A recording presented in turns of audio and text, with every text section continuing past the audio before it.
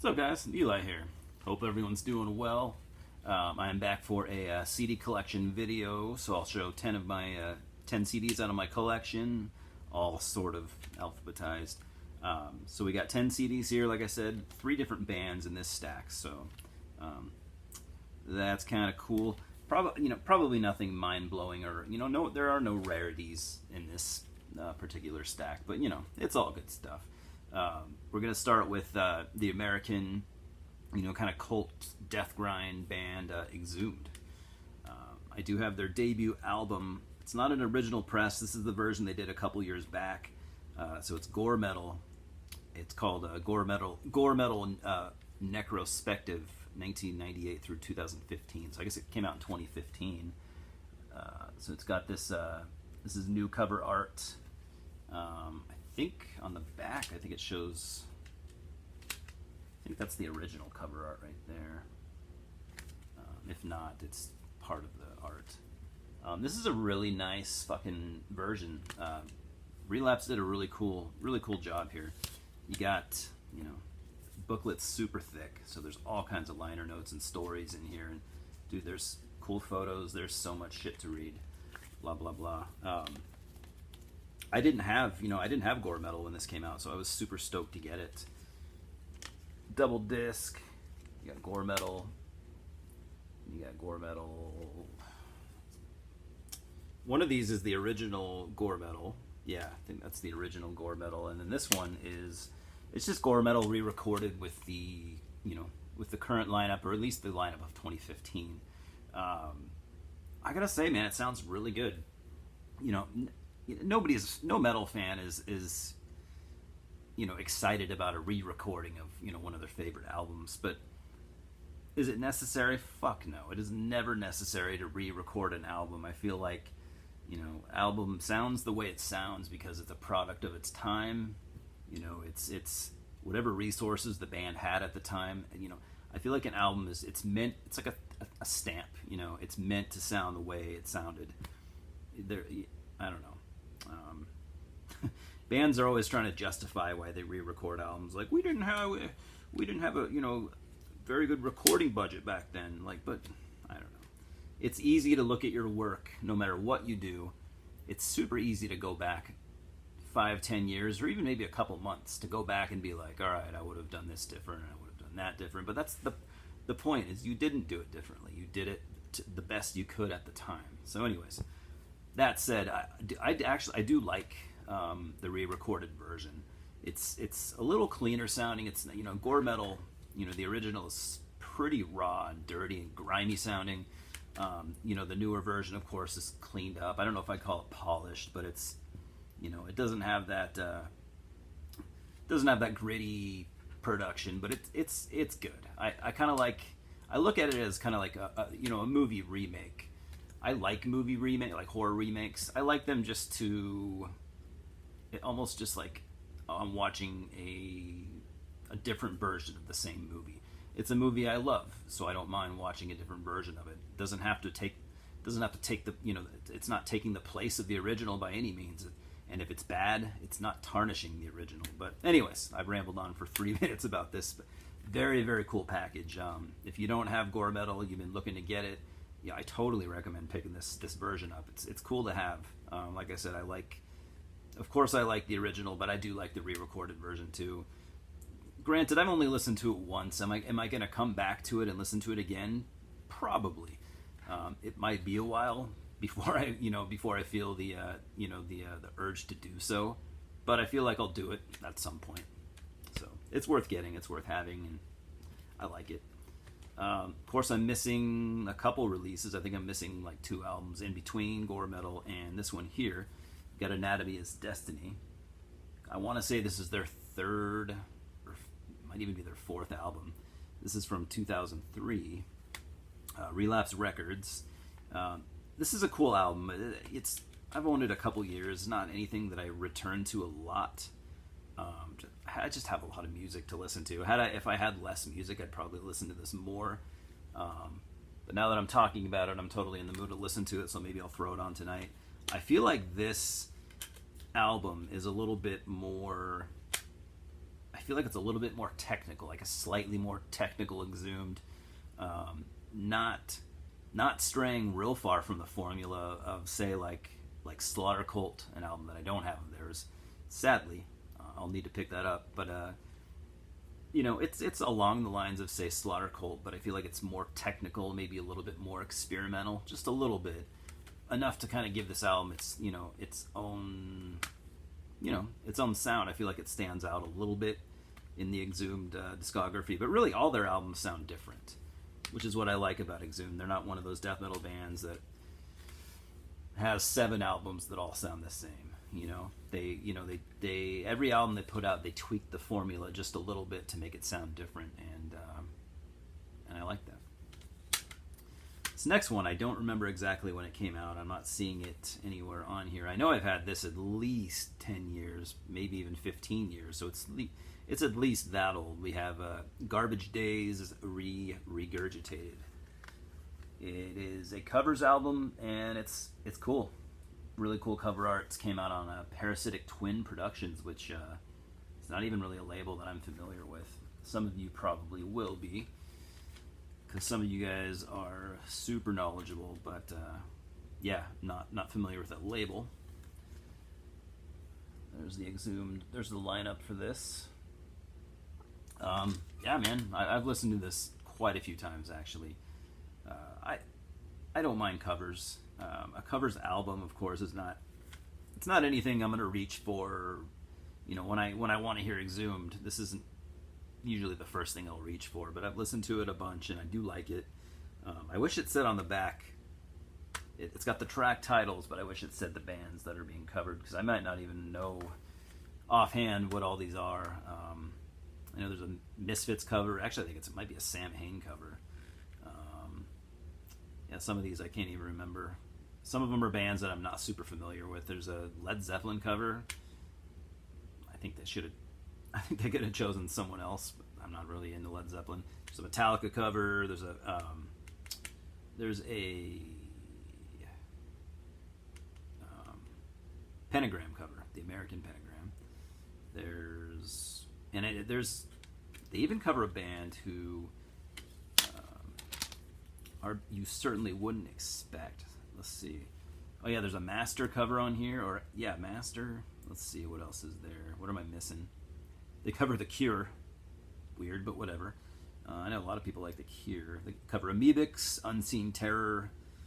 What did I miss? GBH, Sadus, Siege, and one that I found actually pretty unexpected, because out of all those bands I just named, this band is way less known than all of them, and that's Epidemic. Epidemic is an American kind of thrash death metal band from the early 90s, and they're from California. Actually, I think they're from the same area that Exhumed are from, so that's really cool that they would choose them to cover. And it's a cool story. Back in the early 90s, I want to say 91 or 92, so Exhumed were super new at that time. My buddy John, who lives here where I live, his mom lived in California, so he would spend summers with her, and yet he told me in I want to say 91, 92, maybe 93, he saw Exhumed play as a very young and fresh band, and they played with Epidemic. So they played together, so that's kind of cool. So Exhumed and Epidemic have a history. Epidemic are great. I think I probably just said that, but I'll rant on about it a little bit more. If you like really, really good death thrash metal, look into the Epidemic. I think they have 2 or 3 albums, and all are spectacular. So this is a cool cover, a cool covers album. I don't see it around a lot.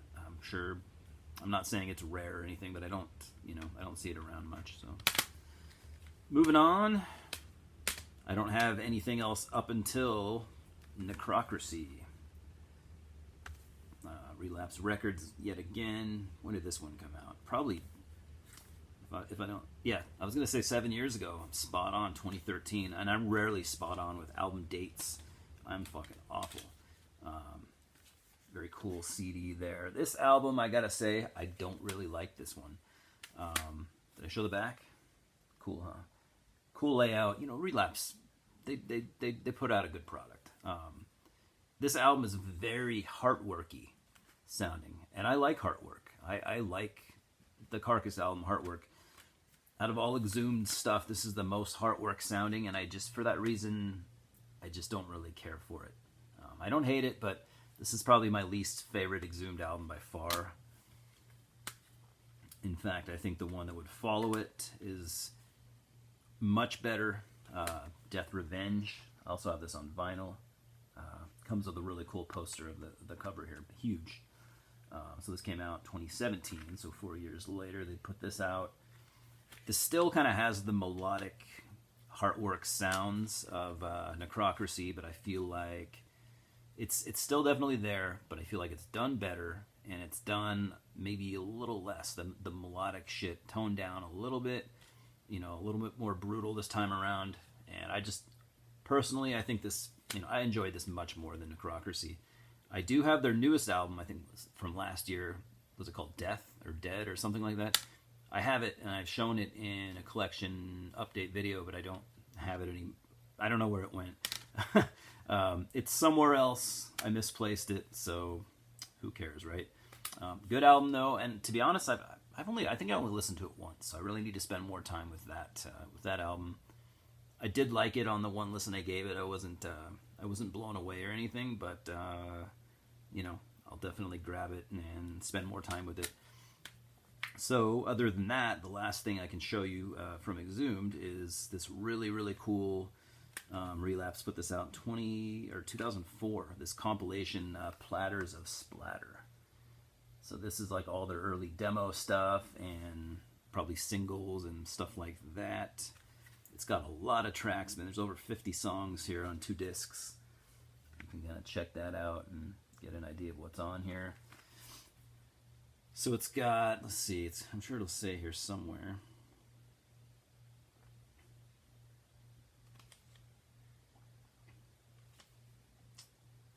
I don't know. I don't want to. It's been a while since I've gone through this booklet, but yeah, it's great, man. Whoops. Check that out. Some cool artwork, by the way. It is like probably what, if you've never heard any of their demo stuff, it's definitely what you can imagine. Take the Gore Metal and, even cut the production value of Gore Metal in half. It's Exhumed at their absolute, nastiest, dirtiest, rawest, unhinged. You don't hear a lot of people talk about like Exhumed demos or anything, but very worth hearing. Oh, this is cool. Like I said, it's been a long time since I've pulled this booklet out, but check this out. It's got an awesome collage with a inverted pentagram pizza. That's badass. Check that out. Check. So a very cool collage, and then on the other side, it's got all the releases, or at least the earlier releases. And this isn't, I don't know if this is necessarily, okay, yeah. Some of the stuff I'm not even familiar with. I mean, like some of their split 7 inches, split 7-inch with Gadget in 2001. Split 7-inch with Sanity's Dawn. I've never heard Sanity's Dawn from 2000. Split 7-inch with Nyctophobic, cool death grind band out of Germany. Split 7-inch with No Comply from 97. Never heard No Comply. I've never heard most of the bands they did splits with early on. Split with Pantalones Abajo Marinero in 97. Split with Retaliation. Never heard Retaliation. Man, how lame am I? I am not, when it comes to like grindcore, man, I am not well versed. And I'm not the biggest grind fan. Split with Pale Existence in 96. Split with Hemdale. I have heard that split and it's good. 96. Okay, and then we got a 94 demo, a 92 demo, 92 demo, another 92 demo, and a 93 demo. Those would be cool to have, but I mean, I guess I'd kind of do. It'd be cool to have original copies of that stuff. This Excreting Innards 7-inch they did in 92. Cool artwork by Steve-O of Impetigo, if you want to check that out. I mean, you can tell if you're familiar with Steve-O's art, you'll know it right away. So yeah, I mean, great compilation to get. I'm sure it's, came out via Relapse, so I'm sure they fucking pressed 1 million copies, and it's probably easy to get. That said, I don't see this around a lot either, but I'm sure some of you guys have it. Next, we have the one album that I have from Exmortus. This is Ride Forth. It came out on Prosthetic Records in 2016. So I've been familiar with Exmortus. They came out in probably 2010, maybe a little before then. I remember reading about them, when they started. They were known for, they were very young. These guys were like 14, 15 years old when their first album came out. They were very, very hardworking. These kids were fucking, you could tell, they practiced their instruments. These guys were, who knows how much, time they put in their craft. Because, they were good musicians early on. So very hardworking dudes. I remember reading about, like, how one of the guys' dads was, super into helping them out, helping them out, with money for recording albums, and he would even like drive them around and play gigs and stuff like that. Really cool. That's how a dad should be, right? This is like one of their later albums. I think they've even had one or two beyond this. So they're an American band. They are basically like a death thrash metal band, but with like an Yngwie Malmsteen template. So, picture, thrashy death metal mixed with like, basically Yngwie Malmsteen's music. Lots of crazy shredding guitar solos and they're always covering like Judas Priest and stuff. I saw them live. I saw them live, and they were really good live. You can just tell these dudes are hardworking. They paid their dues. They put in their time learning their instruments, and it's not something I reach for often, but it's good for what it is, and they're a cool band. Maybe someday I'll listen to it a little more. I haven't spent a lot of time with that one. And the last band for these last 3 albums we're going to be talking about will be Exodus. Very thrash legends. Of course, I have their debut album Bonded in Blood. I don't have the original cover art, though. I have that fucking...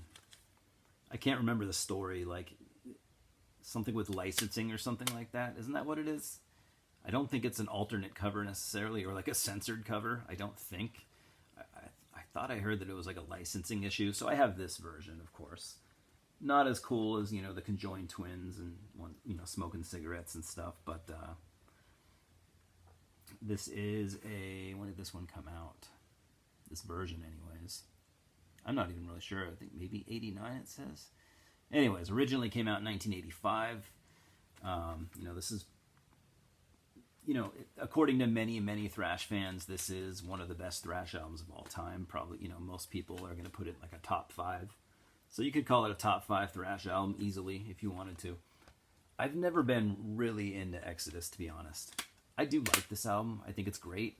I'm not disputing its legendary status or anything like that. It's just, I've just never been super into Exodus. I like them, but I never gravitated towards them like I did, Slayer and Megadeth and, some smaller bands.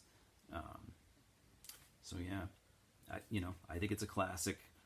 For 1985, this album definitely, it's great brutal thrash. You can, as far as brutality, you can almost put this up to the early Creator stuff. Definitely for those early, especially like for early U.S. thrash, this is this is about as brutal as it gets. It's pretty much Slayer level brutality, and Gary Holt and Rick Hunolt were a great guitar tandem as well. Those guys could really play. That's another thing is, I feel like Gary Holt doesn't get enough credit for being, a really good guitarist. His riffs are fantastic, and his solos are great too. The dude can just play. So I feel like him and Holt and Hunolt are a kind of an underrated guitar tandem. I've got Impact is Imminent from 1990. I got this maybe 10, 12 years ago. It's, you know, it's supposed to kind of look like a vinyl record. You know, it's kind of cool. You pull it out and it's in a sleeve. Just a black sleeve. Pull the CD out. Caroline Records.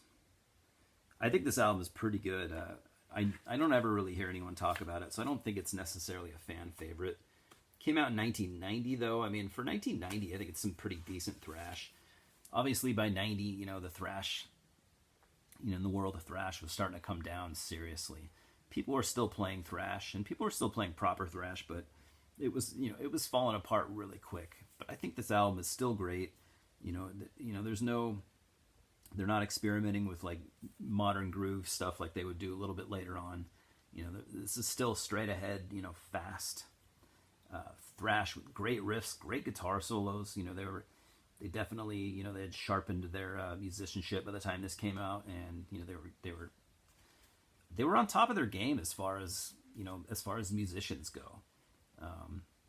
Like I said, I've never heard anyone compare this to like their first two albums as far as quality goes, but I mean, as far as musicians go, you know, these guys were tight musicians, you know, in 1990. They definitely, all that touring and, you know, practicing and, you know, putting out albums, they were on top of their game as far as that goes. I like this album. I don't know. Like I said, I don't hear many people talk about it. I don't think it's a fan favorite necessarily, but I don't know. I've listened to it a handful of times and I always enjoy it. So, but like I said, I'm not a huge Exodus guy, so I'm not really the one to, you know, stack it up against the rest of their discography. I thought I had another live album of theirs, and I might have it somewhere, but we're not going to show that today because I don't know where it is. But I do have this live album, Good Friendly Violent Fun. This came out in 91 on Relativity Records. I think this was when Bailoff was still in the band. Let's pull this out. Oh, no. When was this recorded? If this was recorded in 91... No, this was recorded in 89. Okay, so yeah, Bailoff was out by then. Quite a bit before then, actually. So, of course, we had, you know, Steve Souza on vocals, who would come in for the second album that I don't have, but he would come in, right?